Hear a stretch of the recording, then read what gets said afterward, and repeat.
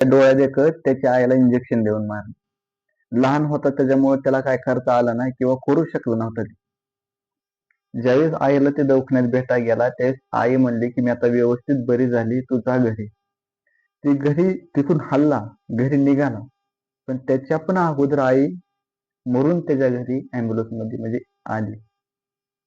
तर झालं होतं मित्रांनो असं, की एकदम जवळचा मित्र आहे माझा. त्याच्या आईला कुत्रं चावलं होतं. म्हणजे काय झालं होतं सुरुवातीपासून स्टोरी सांगतो तुम्हाला. लहान होता त्यावेळेस त्याने एक कुत्र्याचं लहान पिल्लू आणलं होतं घरी.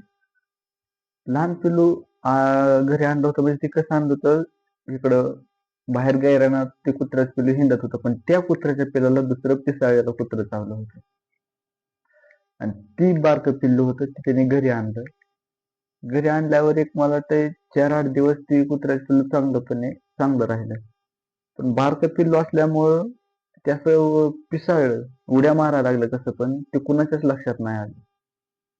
मग ते असं ज्यावेळेस त्याची आई घरी होती मित्राची माझ्या, त्यावेळेस त्याच्या आईच्या असं उड्या मारत ही त्याच्या आईला वाटत असं खेळतच आहे. म्हणजे त्यांच्या सगळ्या परिवाराला वाटत ते कुत्रं खेळतच आहे. कसं पण उड्या मारायचं, हे करायचं, पळायचं. मग ती एक दिवस कुत्रं त्या आईच्या हाताला चावलं. म्हणजे हाताला चावलं म्हणजे काय असं जोर नाही चावलं, एक नॉर्मल दात असं वर पडला. नॉर्मल म्हणजे एक सुईच्या टोका एवढा फक्त दात वर पडला आईच्या हाताला.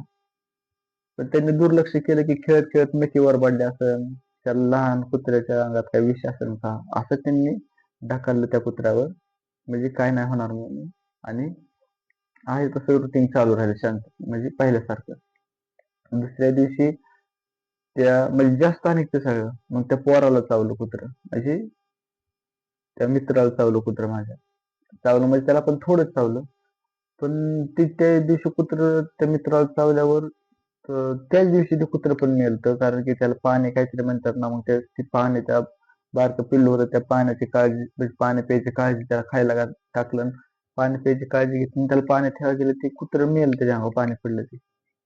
मग कळलं की पिसाळ्याला दिसतंय कुत्रं म्हणून. मग हे पोराने इंजेक्शन घेतलं. पण आईचं कान टाकले की उगाच सुईच्या टोका एवढं चावलंय, काही नाही होणार, निकी वर पडली, काहीतरी आजार असेल म्हणून ते कुत्रं मेलं. कुणाच्या लक्षात आलं नाही की पिसाळलेलं आहे म्हणून. काही दिवसांनी ती आजार उद्भवायला लागला. आई अशी थोडीशी त्याची येड्यागत करायला लागली. मग दवाखान्यात नेलं. दवाखान्यात नेल्यावर पुण्याला दवाखान्यात नेलं होतं. आसपास कुठे घेतलं नाही. दवाखान्यात नेल्यावर त्याच्या असं जास्तच येड्यागत करायला लागली. मग सगळ्या डॉक्टरांनी फोन केला की म्हणजे सगळ्या नातेवाईकांना बोलवा म्हणून. पण ही पोरगं होतं त्यावेळेस 8वी का 9वी मध्ये.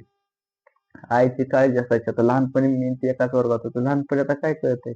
सगळ्या देवाला नवसती बोलायचं की माझ्या आईला बरं करतं. बारक्यापणी काय कळतंय कुणाला कसं काय नवस आणि काय मोठं मोठं. त्यापेक्षा ती नवस बोलायचं माझ्या आईला बरं कर देवा, 1 किलो पेढं वाटेत नाही तुला. नवस बोलताना काय त्याचं चूक झालं ना, मग त्याला पण त्या दिवशी बोलवण्यात आलं होतं.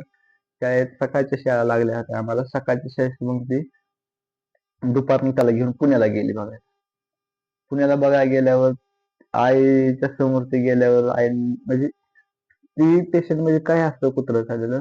थोड्या वेळ चांगलं वागतं, थोड्या वेळ असं कुत्र्यासारखं पिसाळ्यागत करतं, परत थोड्या वेळ चांगलं वागतं. ज्यावेळेस आई चांगली वागायला लागली त्यावेळेस त्याला आई समोर नेण्यात आलं. त्याला कळू नाही काय म्हणून. लहान होता भिन म्हणून काय कळू नाही काय असं सांगण्यात आलं. त्यावेळेस त्याची आई म्हणली की आता मी झाली पहिल्यासारखी झाली, व्यवस्थित झाली. मग त्याच्याला डॉक्टर सोडायच्यात मगाशी म्हणत होता. हिला पण माहित नव्हतं की आपल्याला आता मारणार म्हणून. कारण की ज्यावेळेस येड्यागत करायची त्यावेळेस ती वेगळ्या शुद्धीत असायची आणि ज्यावेळेस चांगले व्हायचे त्यावेळेस झोपेतनं उठल्या असे वाटायचे तिला. मग ती म्हणली बिचारी की आता मी नीट झाली, मला म्हणजे त्याला डॉक्टर सोडायचे, आता मी म्हणजे त्याला आपल्या घरी येणार आहे. घरचं म्हणजे विचारलं सगळं, गायांना पाणी दावतोय का, हे करतोय का, असं सगळं विचारलं. पोराला तेच भारी वाटलं की उंदेच्या आईला सोडायचंय म्हणून. म्हणजे जी नातेवाईक त्याच्यापाशी होती त्यांना इतकं वाईट वाटलं की ही आज घरची काळजी करते पण तासाभराने ही इथं नसणार आहे म्हणून. मग ही ही आता एकदम खुशीत चालला घरी की म्हणजे त्याला आईला सोडायचंय. आई माझी चांगली झाली, व्यवस्थित झाली. मग ज्यावेळी ही इष्टीने घरी निघाला. ह्याच्याबरोबर 2 तिघांनी होती ह्याची पाहुणे. मग ही घरी निघाल्यावर त्याच्या आईला पाठीमाग अशी जी पिसाळ्यागत करायला लागली, येड्यागत करायला लागली, त्यावेळेस मग दोष दिला. म्हणजे काहीतरी केलं असन, त्यावेळेस आई वारली त्याची. मग आई वारल्यावर ही त्या पोराला माहित नाही आई वारली म्हणून. ही आनंदात घरी येत होता एसटीने, एसटी बदलत बदलत. आणि ऍम्ब्युलन्स मध्ये ह्याच्या पण अगोदर ह्याच्या घरी ह्याच्या आईला नेण्यात आलं. त्याला एकदम म्हणजे तिथं एसटीतून काही घराजवळ एसटी जात नाही, गावामध्ये ते राहायला वस्तीवर आहे आणि एसटी गावात येते आणि हे राहायला वस्तीवर आहे. गावात एकदम आनंदात ही घरी चालला होता, पण ह्याला लोक दिसले ना भरपूर आपल्या अंगात. त्याला का नाही कशामुळे झालं. मनात शंका बांधायच्या आईला, आईचं काय झालं असेल तर आई पण चांगली झाली दवाखान्यात आहे. पुढे येऊन बघतोय तर म्हणजे सगळ्यातनं गर्दीतनं पुढे त्याला आणला तर समोर आईच त्याला दिसली. काय त्याच्या मनाला वाटलं असेल मित्रांनो, तर सांगायचं तात्पर्य एवढंच आहे की आपल्या घरी सुद्धा लहान लहान कुत्र्याची पिल्लं असतील, शेजारी पाजारी कुत्र्याची पिल्लं असतील, कुत्रे असतील, तर त्यांच्यापासून सावध राहा.